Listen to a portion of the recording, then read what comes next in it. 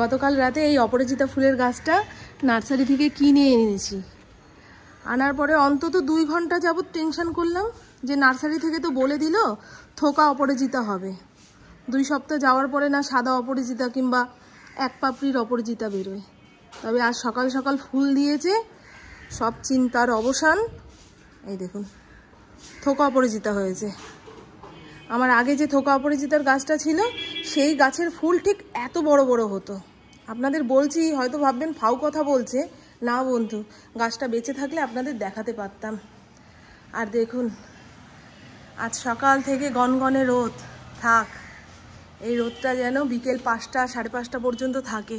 আজ আমার মায়ের বাড়ির ঢালাই, যদি বৃষ্টি বাদল হয় না মা খুব টেনশন করবে।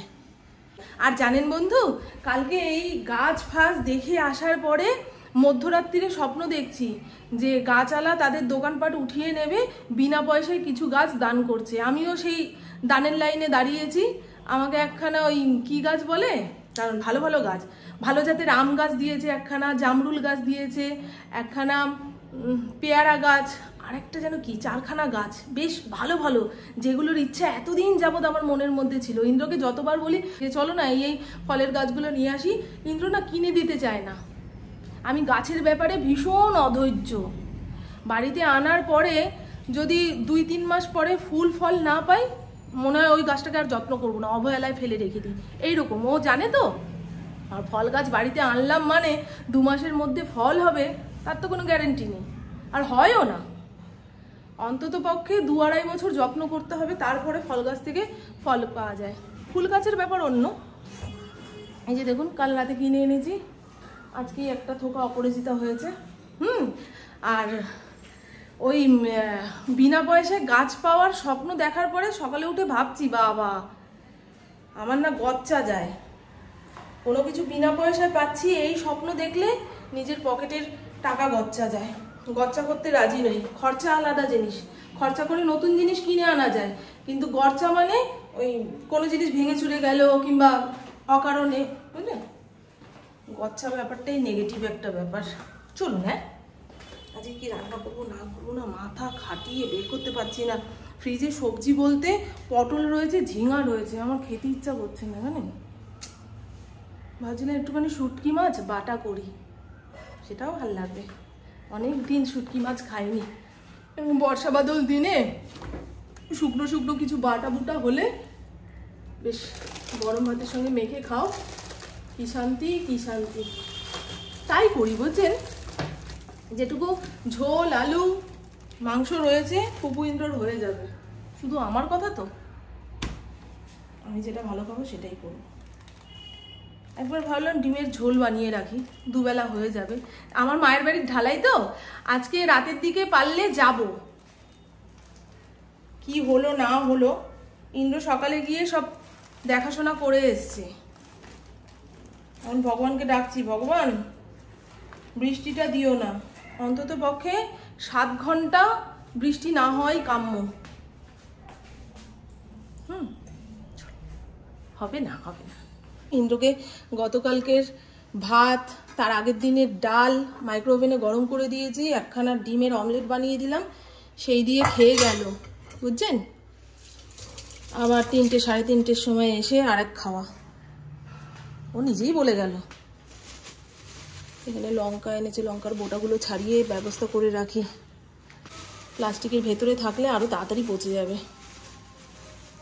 লঙ্কার বোটা ছাড়াতে না একেবারে ভালো লাগে না। এমনিও আমার এনার্জি কমে গেছে কয়দিন যাবৎ, সেটাই খেয়াল করছি। পুকুকে বললাম চল ঘুরে আসি, বলছে আজকে যাবো না মা, কাল সকালে পড়া আছে তো, কালকে চলো। পুপু 2-1টা জামা কিনবে, অনেক দিন ধরেই বলছে। গতকাল রথ দেখতে যাওয়ার সময় আমি নতুন জামা পরেছি, 14 বার এক কথা, দেখো তুমি নতুন জামা পরলে আমি আর বাবাই ছেঁড়া ফাটা। এই দেখুন শুটকি মাছ কিনে ফ্রিজে স্টোর করে রাখা হয়, যখন খুশি তখন খাও। আমার পা দুটো ভীষণ কামড়াচ্ছে, কাল রাতে একটু জ্বর জ্বর ভাব লাগছিল, প্যারাসিটামল খেয়ে ঘুমিয়েছি। ঘুমটা জবরদস্ত হয়েছে ভাই, মনে হয় কতকাল পরে এরকম ঘুমালাম। সকালে ওঠার তাড়া না থাকলে আরো একটু বেশি ঘুমাতাম।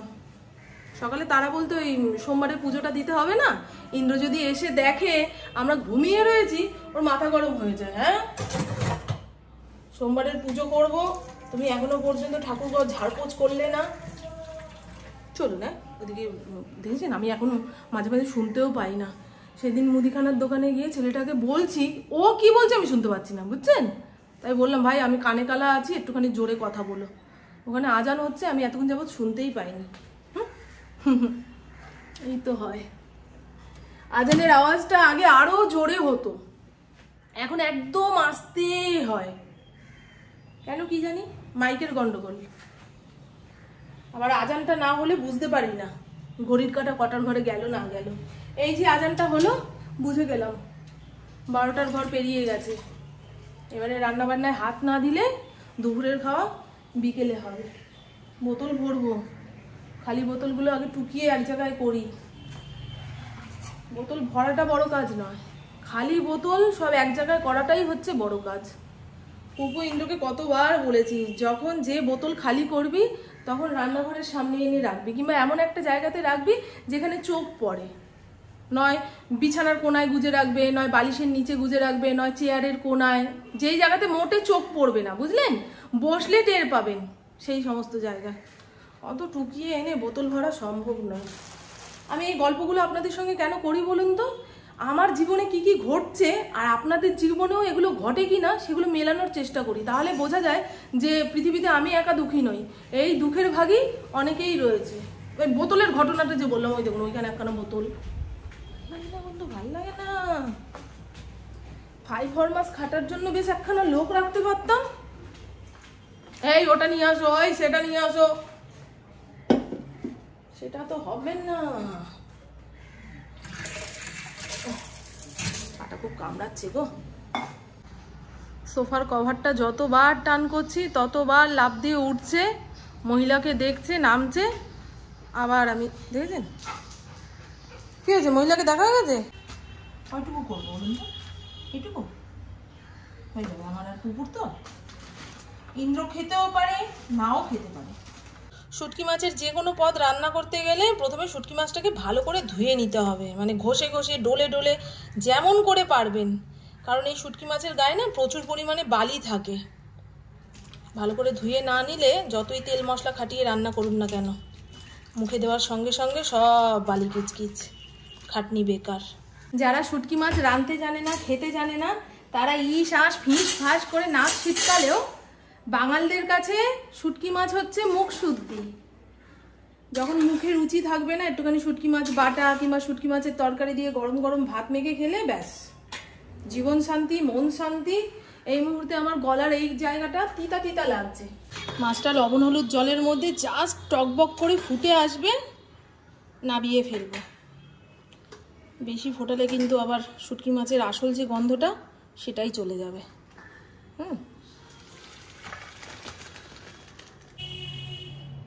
মাছটা ভাপিয়ে নেওয়ার পরে একটু নরম হয়ে গেছে, এখন মাছের গা থেকে কাঁটাটাকে বেছে ফেলে দেব, না হলে কিন্তু দাঁতে মুখে পড়লে খেতে ভালো লাগবে না। শুটকি মাছের কাঁটা ছাড়িয়ে মিক্সির মধ্যে 2-3 পাক ঘুরিয়ে নিয়েছি। পুরো মিহি করে বাটবো না, একটুখানি দানা দানা অবস্থাতে থাকবে।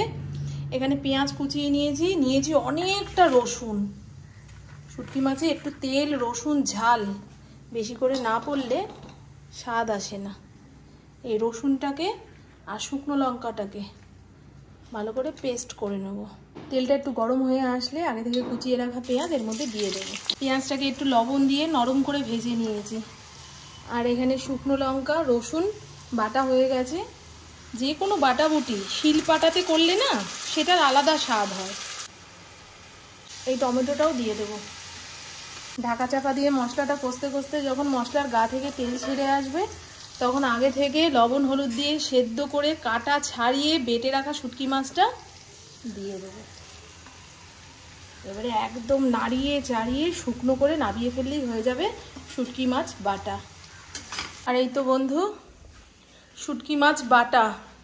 আজকে মন প্রাণ যত যত্ন সব ঢেলে এই বাটাটা বানিয়েছি। খেতে তো দুর্দান্ত হবে, সেটা জানা কথাই। একটু টেস্ট করে দেখেছিলাম, ঝালটা একটুখানি দিলে ভালো হতো। আর এই হলো গতকালকের মাটন, 3 পিস মাটন রয়েছে, 3 পিস আলু রয়েছে। পুপুকে বললাম বুদ্ধি করে হিসাব করে নিবি, আমার তো শুধু এটা দিয়েই খাওয়া হয়ে যাবে। পুপু সবে স্নান করতে গেছে, কখন থেকে বলছি পুপু স্নানে যা স্নানে যা স্নানে যা, 1000বার ঠেলা ধাক্কা দিয়েও কোনো লাভ হয় না। ওর যখন ইচ্ছা হবে তখনই যাবে স্নান করতে। স্নান আর দুপুরের খাওয়া ঠিক টাইম মতো না করলে জীবনে ওই গ্যাস অম্বলের ভাব কমবে না, আর গ্যাস অম্বল না কমলে স্কিনের চাকচক্য ভাবও আসবে না। আর আমার কি হয়েছে বলুন তো, মনে হয় নিম পাতা ভুল করে খেয়ে ফেলেছি, সেই তেতো ভাবটা এই গলার জায়গাটায় আটকে রয়েছে, জল দিলেও নামছে না কেন কি জানি। কালকে বললাম না, ওই বিকেল 4:30 থেকে একদম রাত্রির 8টা 8:30 পর্যন্ত এক নাগারে দাঁড়িয়ে দাঁড়িয়ে রথ টান দেখেছি, কোমর মাজা আর নিতে পারছে না। রাতেই দেখি কোমর টনটন করছে, হাত পা ভেঙে চুড়ে আসছে, অতক্ষণ দাঁড়িয়ে থাকার তো অভ্যাস নেই না। দেখি জ্বর জ্বর লাগছে, প্যারাসিটামল খেয়েছিলাম।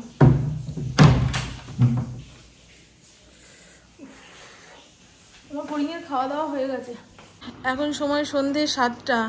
ইন্দ্র সন্ধে পুজো দিতে গেছে, একেবারে গাছে জল দিয়ে নামবে। আর এদিকে বুবু সেজে গুজে রেডি হয়ে যাচ্ছে মেলা দেখতে।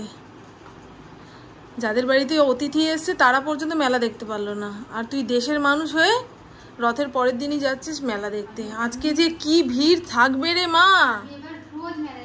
এর আগের বছরে মেলায় গিয়ে ওই এয়ারপোর্ট হারিয়ে এসছে, এবছর একটু সাবধানে চলবি।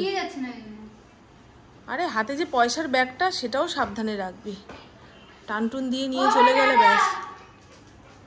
টাটা বাবাই, তাড়াতাড়ি চলে আসিস কিন্তু, হ্যাঁ তাড়াতাড়ি চলে আসিস। হ্যাঁ ইন্দ্র, হ্যাঁ বলে দিয়েছি তো, তুমিও তো বলতে পারতে যে তাড়াতাড়ি আসবি মা। এই দেখুন আমার ফড়িং তালের মধ্যে রামায়ণ করে রেখেছে, সেদিন টয়লেট করতে করতে নিচে নেমেছে। প্রত্যেকটা সিঁড়িতে একটা করে খবরের কাগজ, এই খবরের কাগজগুলো তো শুকিয়ে গেল গো, টেনে তুলে ফেলো, নাহলে স্লিপ করে আমিই পড়বো। আমাদের সন্ধে পুজো হয়ে গেছে দেওয়া, সকালবেলায় আমি ইন্দ্র এসেছিলাম ঠাকুর পুজো দিতে, সন্ধেবেলায় আর আসতে পারলাম না, এত গা হাত পা চাবাচ্ছে, জ্বর জ্বর লাগছে, হাঁটতেও যেতে পারবো না।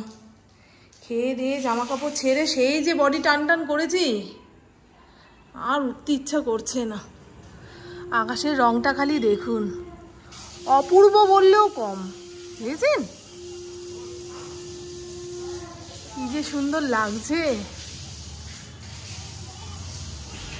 আমাদের বাড়ির ঢালাই এখনো শেষ হয়নি। ও তাহলে আজকে আর আমি গেলাম না, কালকে যাব। না না এখন আর গিয়ে কি হবে, না রে বাবা। পুপু ইন্দ্র বেরিয়ে যাওয়ার পরে ঘরদোর গুছিয়ে নিয়েছি, নিজেকেও একটু সাপটে নিলাম। ইন্দ্র বলছিল চলো মামন তোমার মায়ের বাড়ি থেকে ঘুরিয়ে নিয়ে আসি, আবার বাড়িতে ছেড়ে দিয়ে যাবো। আমি না, আজকে আর গিয়ে লাভ নেই। মায়ের বাড়ির ঢালাইয়ের কাজ এখনো পর্যন্ত চলছে, একটু বেলা করেই কাজ শুরু হয়েছে, কারণ বড় রাস্তাতে মশলাপাতি মাখা হয়েছে, অতিরিক্ত রোদ্রে যদি মশলা শুকিয়ে যায় সেই কারণে একটু রোদ পড়েছে, কাজ শুরু হয়েছে, এখনো পর্যন্ত শেষ হয়নি। আর এখন গেলে না মা আমাকে কোথায় বসতে দেবে, কি খেতে দেবে, এই নিয়ে হুটোপাটি লাগাবে, ওদিকে ঢালাইয়ের কাজ হচ্ছে। তাই ইন্দ্রকে বললাম ছেড়ে দাও, আজকে গিয়ে সঙ্গে সঙ্গে এসে লাভ নেই। জগন্নাথের যে মাসি বাড়ি আমার মায়ের বাড়ির সামনেই, 9 দিন না 7 দিন থাকবে, কয়দিন থাকবে জগন্নাথ তার মাসি বাড়িতে সেটাও এখন ভুলে গেছি, 9 দিন না, সে যাই হোক। কালকে হচ্ছে মঙ্গলবার, বিপত্তারিণীর পুজো। আমাদের ইন্দ্র না ওই বিপত্তারিণীর লাল তাগা খুব বিশ্বাস সহকারে হাতে পড়ে, আমার বড় ননদ দিয়ে যায়। আগে যখন হস্তিনাপুরের বাড়িতে থাকতাম তখন সবাই মিলে একসঙ্গে পুজো দিতে যেতাম, যবে থেকে এই বাড়িতে এসেছি পুজোটা উঠে গেল। আবার ধরতে গেলে নাকি কত নতুন নতুন নিয়ম করে তারপরে ধরতে হবে। সে যাই হোক, আগামীকাল তো ওই বিপত্তারিণীর পুজো নিয়ে সব অনেক লোকজন হবে ওইখানে। আমি ইন্দ্র বিকেলবেলায় যাব, একটুখানি ফল মিষ্টি তারপরে ঠাকুরকে ফুল দিয়ে পুজো দিয়ে আসবো। আর যদি মনে হয় তাগাটা ঠাকুর মশাই ঠাকুরের পায়ে ছুঁয়ে দিলে আমাদের বিপদ কেটে যাবে ওই তাগা পড়লে, তাহলে ওইভাবেই পুজো করিয়ে নিয়ে চলে আসবো। আপাতত 1 কাপ গ্রিন টি বানিয়ে খাই। দুপুরে যে ওই শুটকি মাছ বাটা দিয়ে ভাত খেয়েছি, এখনো পর্যন্ত গলাটা জ্বলতে জ্বলতে নামছে। এখন গ্রিন টি না খেলে উপায় নেই। আমার শরীরের অবস্থাটা যে খুব খারাপ, হাঁটতে যেতে পারবো না তাও নয়, কিন্তু চাইলেই যেতে পারতাম। ওরা যেহেতু বাড়িতে নেই, আমি রবিবাসরীয়র দুখানা কাগজ জড়ো করে রেখে দিয়েছি, সেই গল্পগুলো পড়তে পারিনি। ফাঁকা বাড়িতে গল্প পড়ে সময় কাটাতে বেশ ভালোই লাগে। চলুন আপাতত এক কাপ গ্রিন টি বানিয়ে খাই। কি ভালো লাগছে দেখুন গ্রিন টির কালারটা, এরকম ট্রান্সপারেন্ট কাপের মধ্যে গ্রিন টি রচা ঢাললে যেন অখাদ্য জিনিসটাও খেতে ভালো লাগবে, এরকম মনে হয়।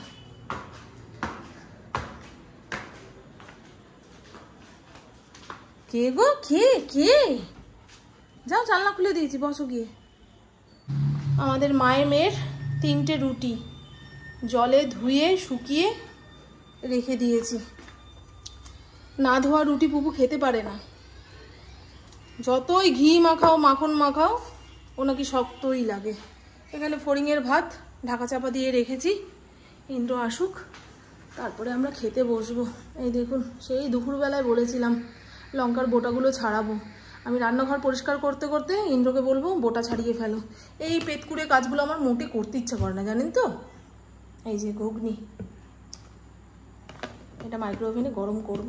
ইন্দ্রর তরকারিতে এখন টমেটো দেওয়া যাবে না। সকালবেলায় হাঁটতে যায়, রাজনীতির গল্প খেলার গল্প ফুরিয়ে যাওয়ার পরে একে অন্যের শরীর নিয়ে ডাক্তারি চালায়। সেই ডাক্তারি কথাবার্তার মধ্যেই উঠে এসছে ইন্দ্রর পায়ের গোড়ালি ব্যথা কেন, ইউরিক অ্যাসিড হয়েছে। মানে ওই চায়ের দোকানে সব বসে বসে যে ডাক্তারি করেছে সেখান থেকেই রেজাল্ট বেরিয়েছে। এখন সে টমেটো খাবে না। আমি ইউরিক অ্যাসিড হলে জানো কত কি খাওয়া বারণ। বলছে আপাতত তুমি আমাকে টমেটোটা দিও না, কাঁচা টমেটো তো একদমই না। ওই সেদিনকে স্যালাড কেটেছিলাম, টমেটো খেলো না। আমি কী গো তুমি নষ্ট করলে কেন? বলছে আমার ইউরিক অ্যাসিড হয়েছে। আমি কোথায় রিপোর্ট করলে? বলছে রিপোর্ট করিনি, মানে সব দাদারা রয়েছে তারা বলেছে আলু চচ্চড়িতে একটু টমেটো না দিলে খেতে ভালো লাগে গো। হ্যাঁ, সেই কারণে পটল আলু মুসুর ডাল দিয়ে দুখানা সিটি দিয়ে রাখলাম, সঙ্গে 2টো কাঁচা লঙ্কা, ভালোই হবে।